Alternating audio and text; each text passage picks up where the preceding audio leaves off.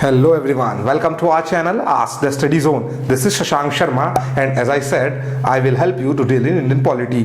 So हमारा पहला topic था basics of polity. Basics of polity को जानने से पहले हम इस बात को बहुत अच्छे से समझ लेना चाहिए कि पॉलिटी और पॉलिटिकल साइंस ये दोनों डिफरेंट सब्जेक्ट्स हैं। जैसे कि हम बात कर रहे हैं पॉलिटी और एक सब्जेक्ट होता है पॉलिटिकल साइंस। इसके अंतर्गत हम अध्ययन करते हैं पॉलिटिकल थ्योरीज का, जिसमें हम अध्ययन करते हैं अरस्तु, प्लेटो, मॉन्टेस्क्यू, जो कि हमारे जनरल स्टडी के पॉइंट ऑफ व्यू से बिल्कुल भी इंपॉर्टेंट नहीं है। हमें पढ़ना है पॉलिटी। पॉलिटी का मतलब होता है राज व्यवस्था। अब राज व्यवस्था क्या होता है? राज व्यवस्था किसी देश में लागू होने वाले कानून से इसका आशय है। तो अब राज्य व्यवस्था का चलना या गतिशील होना क्या होता है? राज्य व्यवस्था का चलना या गतिशील होना क्या होता है? इसे समझने से पूर्व हमें यह समझना होगा कि राज्य व्यवस्था को चलाता कौन है। तो जब भी हम राज्य व्यवस्था या कानून की बात करते हैं तो सबसे पहले हमारे दिमाग में क्या आता है? हमारे दिमाग में आता है पुलिस। पुलिस किसका भाग है? पुलिस सरकार का भाग है। तो अब हम बात करेंगे सरकार की। अगर हम सरकार की बात कर रहे हैं तो सरकार को हमारे भारतीय संविधान के अनुसार 3 भागों में वर्गीकृत किया गया है। इसका यह आशय है कि सरकार के 3 अंग होते हैं। ये 3 अंग कौन कौन से होते हैं? 3 अंग होते हैं विधायिका, जिसे हम कहते हैं लेजिस्लेटिव। फिर इसका दूसरा अंग होता है कार्यपालिका, जिसे हम कहते हैं एग्जीक्यूटिव। इसका तीसरा भाग होता है न्यायपालिका, जिसे हम कहते हैं जुडिशरी। अब ये 3 अंग जो हैं, ये 3 अंग होते कौन हैं? ये कार्य कैसे करते हैं? सबसे पहले हम बात करेंगे विधायिका की। विधायिका के अंतर्गत अगर हम सेंट्रल की बात करें, केंद्र सरकार की बात करें, तो इसमें आएंगे लोकसभा और राज्यसभा। लोकसभा और राज्यसभा के बारे में आप लगभग सभी सामान्य रूप से परिचित हैं और इसका डिटेल में हम अध्ययन करेंगे जब हम पढ़ेंगे सिस्टम ऑफ गवर्नमेंट। तो अभी हम इसका ब्रीफ इंफॉर्मेशन ले लेते हैं।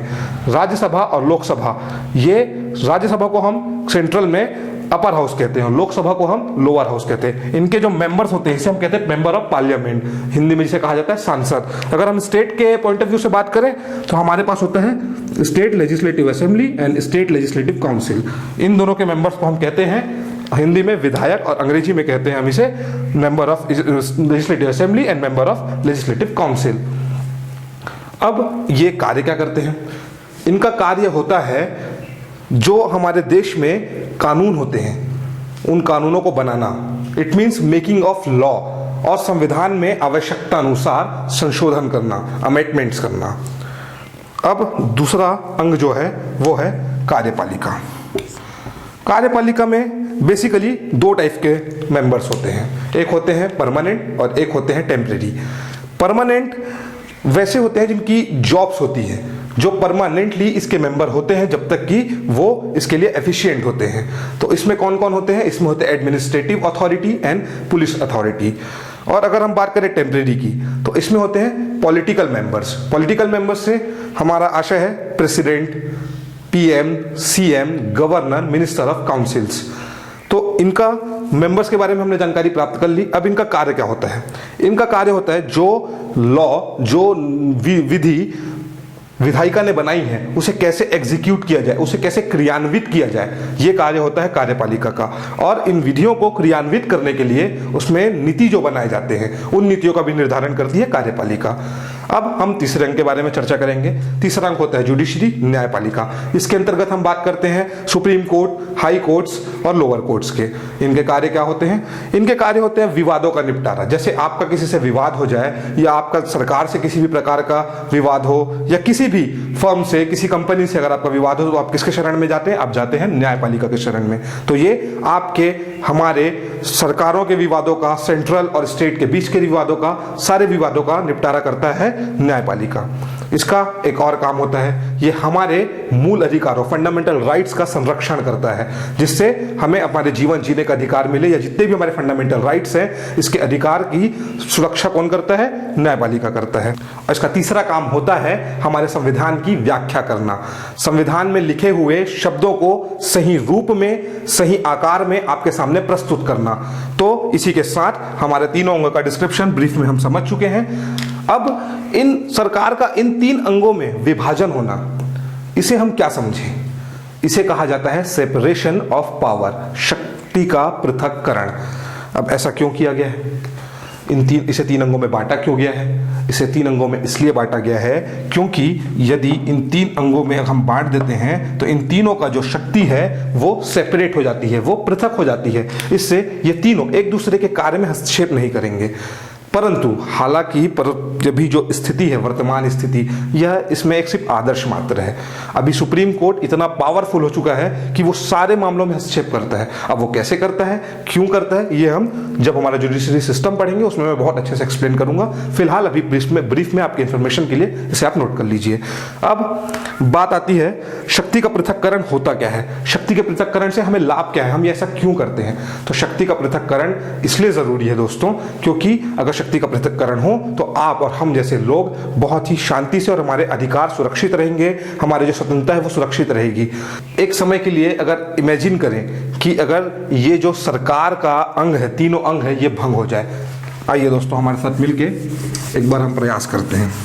हम ये सोचते हैं कि हमारे देश में डिक्टेटरशिप चलता है, तानाशाही सरकार है। जब तानाशाही सरकार होगी तो एक व्यक्ति का शासन होगा, और एक व्यक्ति का शासन होगा तो वो अपने आप में सर्वोच्च होगा, और यदि वो सर्वोच्च होगा तो वो आपके और मेरे अधिकारों की सुरक्षा की कोई गारंटी नहीं लेगा। वो अपने निजी फायदे के लिए हमारा दमन करता चला जाएगा, हमारे जन कुशलता का ह्रास होगा दोस्तों। इसलिए हमारे देश में शक्ति का पृथक्करण लागू है। अब इनको शक्ति कहां से मिलती है? इनको शक्ति मिलती है संविधान से। तो अब हम बात करेंगे संविधान की।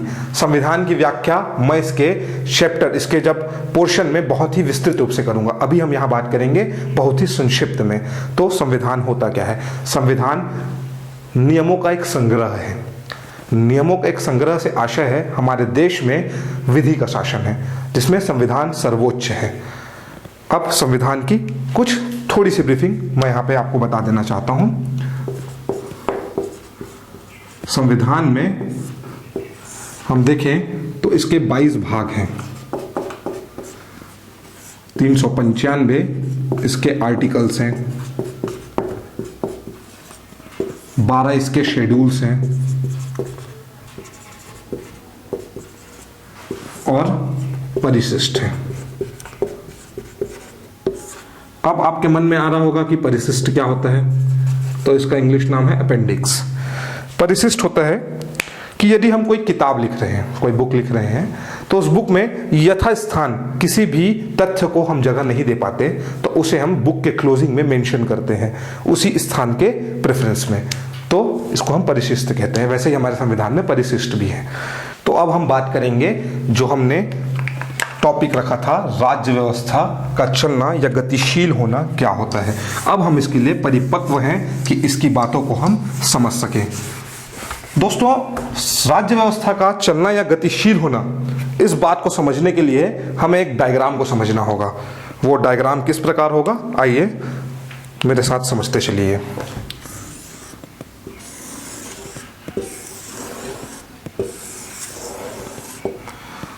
ये हमारे देश का स्ट्रक्चर है। इसके मूल में क्या होता है? संविधान। संविधान को सुधारने या उसमें कुछ भी क्रियान्वयन करने का कार्य किसका होता है? सरकार का। सरकार किसके अकॉर्डिंग काम करती है? समाज के अकॉर्डिंग कार्य करती है। और समाज को गतिशील बनाने का कार्य कौन करता है? अर्थव्यवस्था।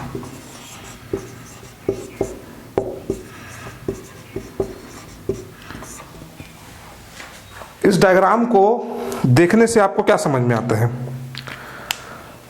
इस डायग्राम को देखकर हम यह समझ सकेंगे कि पॉलिटी का अध्ययन किस प्रकार गतिशील होता है। दोस्तों, आप और मैं ये बहुत भली भांति जानते हैं कि हमारे समाज और हमारे अर्थव्यवस्था में निरंतर बदलाव होते रहते हैं और इसका सीधा प्रभाव पड़ता है हमारी सरकार की ओर। हमारे सरकार पर जब सीधा प्रभाव पड़ता है तो वो इसको नियंत्रण में करने के लिए, समाज और अर्थव्यवस्था में हुए परिवर्तन को नियंत्रण में करने के लिए संविधान में परिवर्तन करती है, जिससे हमें इस बात को समझने में बिल्कुल भी मुश्किल नहीं होगी कि किस प्रकार ये सभी सेगमेंट्स एक दूसरे से किस प्रकार प्रत्यक्ष रूप से जुड़े हुए हैं। हम मौजूदा स्थितियों का अगर उदाहरण लें तो किस प्रकार कोरोना नामक वायरस ने हमारे समाज को कैसा जकड़ा हुआ है। तो इस समाज में फैली महामारी के चलते सभी देशों की सरकारों ने किस प्रकार अपने संविधान में बदलाव किया है, अपने नियमों में बदलाव किया है, ताकि इस वायरस को जल्द से जल्द कंट्रोल किया जा सके। इसी प्रकार अगर सरकार संविधान में बदलाव करती है, जैसे कि अगर सरकार इस प्रकार अभी कोरोना वायरस में सरकार संविधान में बदलाव कर रही है, अपने नियमों में बदलाव कर रही है, तो आम इंसानों के सामाजिक और अर्थव्यवस्था में भी पूर्ण रूप से बदलाव हुआ है।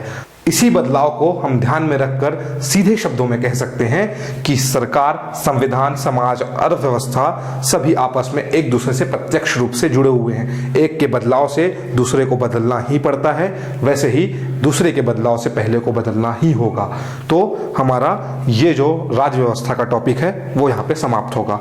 लेकिन चूंकि दोस्तों हमारा निवास है भारत देश में, तो हमें पॉलिटी जो है वो इंडिया के कॉन्टेक्स्ट में पढ़नी होगी और इसी क्रमबद्ध तरीके से हम पढ़ते हुए मैं कुछ आपको टेक्निकल टर्म्स का इस्तेमाल बताऊंगा जो हमारे परीक्षा के पॉइंट ऑफ व्यू से बहुत ज़रूरी है।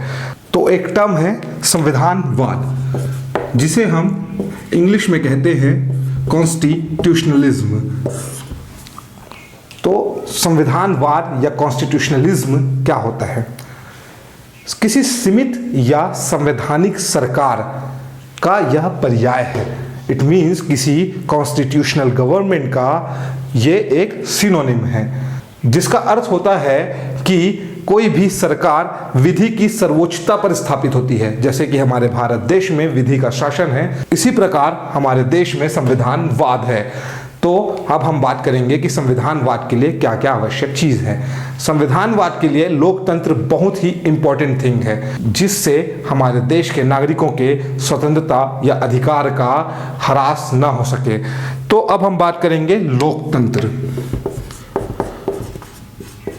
लोकतंत्र क्या होता है, इसका सामाजिक जीवन में किस प्रकार प्रभाव पड़ता है या हमारे जीवन शैली में यह किस प्रकार प्रभावित होता है। तो सबसे पहले अब हम बात करेंगे कि लोकतंत्र का गवर्नेंस सिस्टम के अकॉर्डिंगली क्या है, इसका मतलब होता है। लोकतंत्र का गवर्नेंस सिस्टम में अगर हम मतलब ढूंढें तो इसका सीधा और सरल मतलब होता है कि सरकार आपकी और मेरी, इसका मतलब होता है नागरिकों की सहमति से कार्यशील है। कार्यशील होने का आशय है कि अगर सरकार वहां बनी है तो आपके और मेरे मर्जी से बनी है, मतलब हम नागरिकों, हम जनताओं की मर्जी से बनी है। अगर हम अपने देश के परिप्रेक्ष्य में बात करें तो हमारे देश में प्रतिनिधित्व शासन चलता है। इट मीन्स आप और मैं पीएम या सीएम, इट मीन्स प्रधानमंत्री या मुख्यमंत्री को नहीं चुनते हैं। हम अपने क्षेत्र में विधायक या तो फिर सांसद को चुनते हैं। वो सांसद और विधायक हमारी इच्छाओं का प्रतिनिधित्व करते हुए पीएम या सीएम का चुनाव करते हैं। हमारे द्वारा चुनी गई ये सरकार हमारे प्रति उत्तरदायी होती है।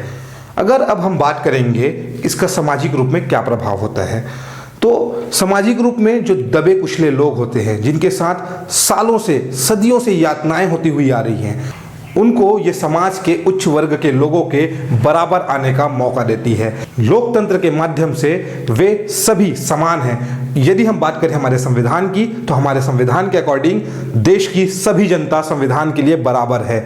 संविधान के लिए देश में कभी जाति मायने नहीं रखती।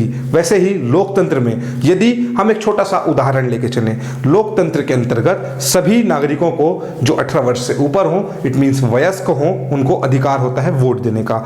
और वोटिंग केंद्र तो एक ही होता है, वहाँ किसी भी प्रकार के वर्गों के लिए वर्गीकृत स्थान नहीं होते। वोटिंग केंद्र एक ही है तो जाहिर सी बात है कि सभी नागरिक वहीं वोट डालेंगे। इससे ऊंच और नीच का कोई भी भेद समझ में नहीं आता। इसलिए लोकतंत्र हमारे समाज में बहुत ही प्रभावशाली भूमिका निभाता है। अब बात करें व्यक्तिगत जीवन में इसका क्या प्रभाव पड़ता है। हमारे निजी जीवन में विवादों का निपटारा हम शांतिपूर्ण तरीके से करते हैं। तो इसी के साथ संविधानवाद जो टर्म था उसे हम पूर्ण रूप से समझ चुके हैं और हम लोकतंत्र की भी संक्षिप्त व्याख्या कर चुके हैं। अब हम बात करेंगे हमारे देश के शासन व्यवस्था की, जिसे हम कहते हैं संघीय शासन।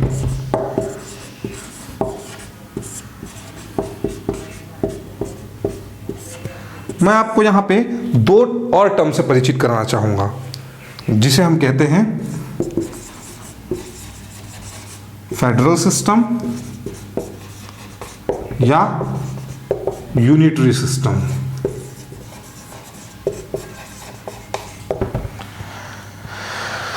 अगर हम बात करें भारत देश की, तो भारत देश के परिप्रेक्ष्य में बात करने से पूर्व इन दो टर्म्स को हम समझ लेना चाहते हैं।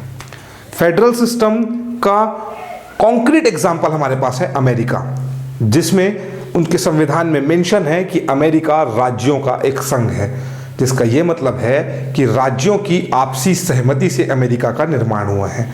और अगर ऐसा निर्माण हुआ है तो राज्यों को अवशिष्ट जो शक्तियां होती हैं जो संविधान में मेंशन नहीं है वो राज्यों के पास है, राज्यों को वो अधिकार है। परंतु अगर हम बात करें यूनिटरी सिस्टम की, तो इसका एक कॉन्क्रीट एग्जांपल है हमारे पास कनाडा, जिसमें सारी शक्तियां केंद्र के पास है। अब हमारे देश के परिप्रेक्ष्य में अगर हम बात कर रहे हैं तो हमारे देश में फेडरल सिस्टम है या यूनिटरी सिस्टम है, आपको यहाँ पे कॉन्ट्रडिक्शंस मिलेंगे। अगर हम हमारे देश की बात करें तो हमारे देश में राज्यों के समझौते से तो हमारा देश नहीं बना, ना ही पूरी शक्तियां हमारे केंद्र के पास हैं। इसलिए हमारे देश में फ्लेक्सिबल गवर्नेंस का चलन है, जिसे हम सेमी फेडरल भी कह सकते हैं। अब होता यह है हमारे देश में राज्यों को भी स्वायत्तता प्राप्त है, परंतु उनको पूरे अधिकार भी नहीं दिए गए हैं। हमारे देश में एक बैलेंसिंग क्रियाविधि की अपनाई जाती है, जिससे राज्यों के पास भी शक्ति है और केंद्र के पास भी शक्ति है। इसे 3 सूचियों में डिवाइड किया गया है, लेकिन इसका वर्णन मैं संविधान के इंट्रोडक्शन वाले पार्ट में आपको व्याख्यात करूंगा। फिलहाल हमारा बेसिक्स ऑफ पॉलिटी यहाँ पे समाप्त होता है। आपको किसी भी प्रकार की कोई अगर समस्या होती है तो हमारे कमेंट बॉक्स पे बिल्कुल मेंशन करें। मैं पूर्ण कोशिश करूंगा कि आपके उन हर एक सवालों का जवाब दे सकूं जो इस टॉपिक से रिलेटेड है। इसी के साथ मैं आज आपसे अलविदा चाहता हूं। बने रहिए हमारे चैनल के साथ भविष्य की सभी जानकारियों के लिए। आशा करता हूं आपको मेरा ये वीडियो पसंद आया होगा। अगर पसंद आया हो तो प्लीज कमेंट करके जरूर बताएं। आपका दिन शुभ हो। धन्यवाद।